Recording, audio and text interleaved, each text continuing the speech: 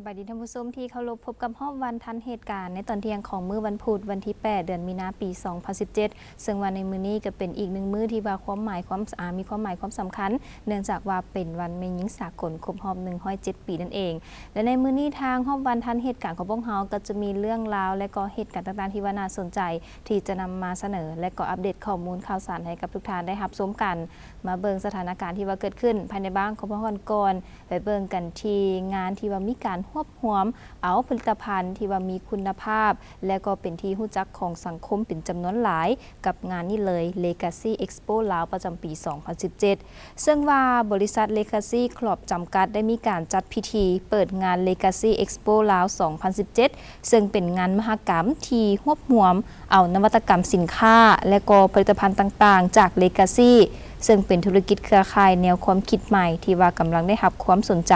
และถูกเว้าถึงเป็นอย่างหลวงหลายซึ่งภายในงานก็มีผู้ทรงคุณวุฒิกรรมการผู้จัดการบริษัท Legacy Corp จำกัดประเทศไทยท่านดร.อินลาวันแก้วบุญพันธ์ประธานศูนย์กลางสหพันธ์แม่หญิงลาวท่านนางวีศรีใสแก้วประธานบริษัท Legacy Corp ลาวจำกัดผู้เดียวและท่านดร.สมทวีจางวีสมมิตรหัวหน้ากลุ่มอาหารและยาร่วมเป็นประธานเปิดงานทั้งนี้สำหรับงาน Legacy Expo ลาว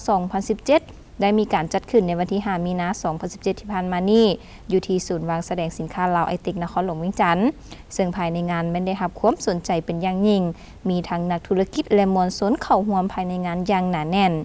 บรรยากาศภายในงานก็เต็มไปด้วยความฟุดฟื้นมวลซื่นคึกคืนมีการวางแสดงผลิตภัณฑ์ต่างๆจากแต่ละกลุ่มเช่นว่ากลุ่ม High Life กลุ่ม High Bright Hygiene และ High Beat X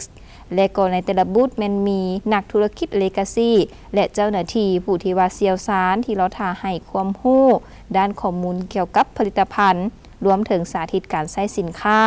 การกวดสภาพผิวหน้าด้วยเครื่องกวดสภาพผิวการกวดวัตถุองค์ประกอบในร่างกายด้วยเครื่องมือที่ทันสมัยรวมซื้อสินค้าที่เป็นผลิตภัณฑ์ขายดีในราคาโปรโมชั่นรวมถึงทดลองซิมผลิตภัณฑ์คุณภาพดีเป็นต้นขณะที่กิจกรรมอยู่เทิงเวทีก็ได้มีการเชิญเอาบุคคลที่ว่ามีชื่อเสียงโดยเฉพาะแม่นทานบุตรเบนอาศิวุฒิธิเดชาซึ่งเป็นนักธุรกิจ Legacy ระดับสูงและก็เป็นหนึ่งในคณะกรรมการคัดเลือกผลิตภัณฑ์ของทางบริษัท Legacy Corp จำกัดประเทศไทย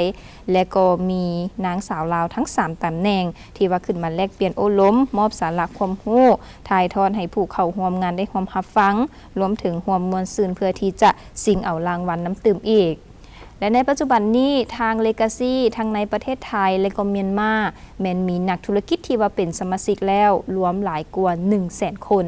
ในระยะเวลากว่า2ปีเพียงเท่านั้นและก็ Legacy ยังเป็นบริษัทธุรกิจเครือข่ายที่ว่าเพียบพร้อมทางด้านศักยภาพต่างๆรวมถึงวิสัยทัศน์ในการสร้างธุรกิจอย่างมีทิศทางที่ว่าชัดเจนเพื่อคุณภาพชีวิตที่ดีซึ่งเริ่มต้นจากการบริโภคอุปโภคในชีวิตประจำวันต่อยอดจนไปถึงการสร้างรายได้ผลตอบแทนที่ดีให้กับตนเองครอบครัวคนอ้อมข้างในอนาคต